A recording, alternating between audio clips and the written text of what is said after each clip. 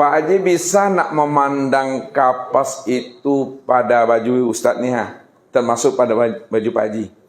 Kalau Pak Haji bisa memandang kapas pada baju itu, bagaimana jalannya Pak Haji? Diapakan baju tuh? Nih baju. Contoh aja nih Ustadz, kurang pandai pula buat bajunya. Ini enggak baju ya. Enggak dia papakan. Dipahami bahwa baju itu berasal dari kapas. Itu ucapan Pak Haji, ini kan contoh yang sebenarnya.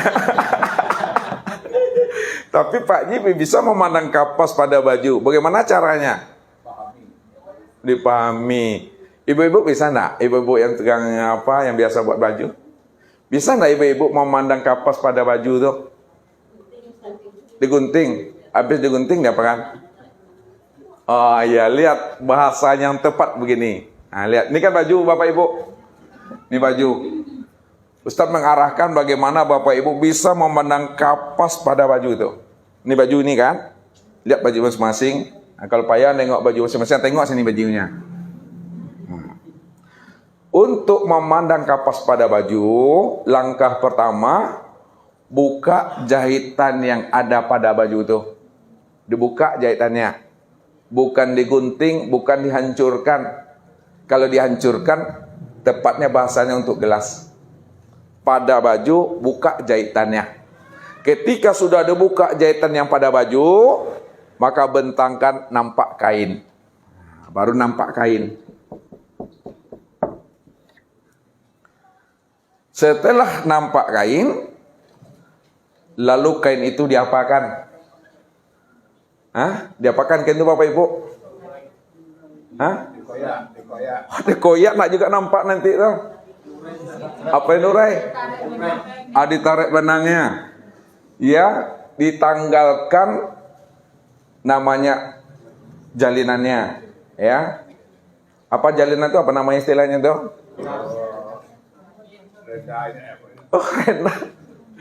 Tanggalkan namanya. Tenunannya atau tepat bahasanya, tanggalkan tenunannya. Ya. Ketika telah ditanggalkan tenunannya, maka barulah nampak nampak benang. Setelah nampak benang, lalu benang itu diapakan? Baru diurai benangnya. Tanggalkan jalinannya. Ketika benang itu telah diurai, telah ditanggalkan jalinannya, maka ketika itu baru nampak kapas. Makanya manusia selalu tertipu memandang bentuk benang, bentuk kain, dan bentuk baju. Ketika dia beli baju, lupa dia memandang kapas. Ketika dia beli kain, lupa dia memandang kapas. Ketika dia beli benang, lupa juga dia memandang kapas. Sebenarnya baju, kain, dan benang itulah sebenarnya kapas itu sendiri. Kalaulah memang baju, kain, benang adalah kapas, kenapa kebanyakan manusia tidak mampu memandang kapas pada benang, kain, dan baju? Itu karena tertipu memandang bentuk dan rupa. Bagaimana cara kita memandang Allah? Pada diri sendiri. Kalau memang Allah itu nyata, kalaulah memang Allah itu wujud, kalaulah memang Allah itu yang wahdatul wujud, dirinya cuma yang ada, dirinya cuma yang tunggal. Tapi kenapa manusia banyak tidak mampu memandang ketunggalan Allah itu pada dirinya? Karena dia selalu tertipu dengan bentuk dan rupa dirinya sendiri. Caranya bagaimana? Cara untuk memandang nyatanya Allah pada diri, diapakan diri Bapak Ibu ini? Dikupas Pak? Dibuka jalinannya? Dihancurkan? Maka jalannya, bahasanya itu Bapak Ibu, fanakan atau hapuskan. Fanakan atau hapuskan diri Bapak Ibu itu. Kalaulah diri Bapak Ibu telah difanakan dan dihapuskan, yang mananya yang difanakan, yang mananya yang dihapuskan pada diri Bapak Ibu itu? Yang difanakan atau yang dihapuskan dari diri Bapak Ibu itu adalah wujud dan sifatnya Bapak Ibu itu.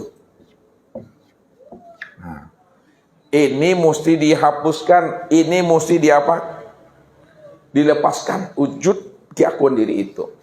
Ini yang dikatakan oleh Allah itu. Bila engkau adalah engkau, maka engkau tak kenal aku. Bila wujud dan sifatmu masih melekat pada dirimu, wujud dan sifatmu masih ada pada dirimu, maka selama itu kamu tak akan mengenal akan wujud dan sifat aku. Karena akulah yang wujud, akulah yang bersifat, kata Tuhan. Selagi kamu masih berwujud, selagi kamu masih bersifat, maka selama itu pula lah kamu tidak akan pernah mengenal akan aku itu. Selama itu pula kamu tidak akan pernah bisa menyaksikan akan aku. Karena wujud dan sifatmu itu masih ada di dalam keakuan dirimu. Supaya lepasnya wujud dan sifat keakuan dirimu yang ada pada dirimu, keluarkanlah wujud dan sifatmu itu dari dirimu. Maka ketika itu nyatalah wujud dan sifat aku yang nyata pada wujud dan sifat dirimu sendiri. Sebenarnya engkau itu tidak wujud dan sebenarnya engkau itu juga tidak bersifat. Yang wujud dan yang bersifat itu adalah aku, kata Allah. Kita lihat wujud dan sifat kita. Ya, maksudnya wujud itu artinya ada. Nah, sifat itu melihat, kemudian mendengar, kemudian berkata, kemudian mengetahui, kemudian kuasa, kemudian kehendak, kemudian hidup. Lihat cara kita melepaskan ya Bapak Ibu. Lepaskanlah wujudmu pada dirimu sendiri. Jangan kamu merasa dirimu yang ada.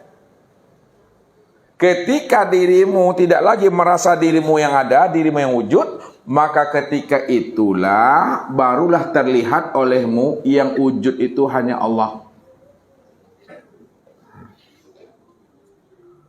Kalaulah wujudmu telah lepas, wujudmu telah hapus, wujudmu telah fana, tidak lagi dirimu yang merasa dirimu yang wujud, tidak lagi dirimu yang merasa dirimu yang ada.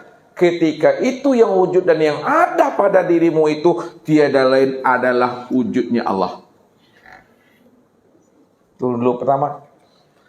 Yang kedua, kalaulah wujudmu telah lepas, dirimu tidak ada, maka ketika itulah sebenarnya yang melihat itu bukanlah dirimu.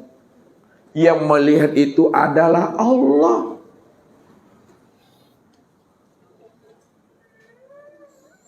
Kalaulah wujudmu telah lepas, sifatmu telah lepas, maka disitulah kamu bisa paham dan mengerti yang mendengar itu Allah. Yang berkata itu hanya Allah. Yang mengetahui itu adalah Allah. Yang berkuasa adalah Allah. Yang berkehendak adalah Allah. Dan yang hidup itu tiada lain adalah Allah itu sendiri. Ketika Allah itu cuma yang wujud, Allah yang mendengar, Allah yang berkata, Allah yang mengetahui, Allah yang berkuasa, berkehendak dan hidup, pada saat itulah diri Bapak Ibu itu sudah tunggal bersama Allah. Ketika itulah diri Bapak Ibu itu telah nyatu dengan Allah. Ketika itulah diri Bapak Ibu telah muwahhid dengan Allah. Tidak ada lagi diri Bapak Ibu di sana. Tidak ada lagi Bapak Ibu yang merasa diri Bapak Ibu itu yang ada. Kita merasa diri kita ada karena kita belum mengenal akan rahasia diri kita yang sebenarnya. Tapi ketika kita telah mengenal akan rahasia diri kita bahwa diri kita itu tidak ada, Ketika itulah sejak mula jadinya diri kita itu tidak pernah ada sama sekali. Itulah yang tunggal, itu hanya Allah semata-mata.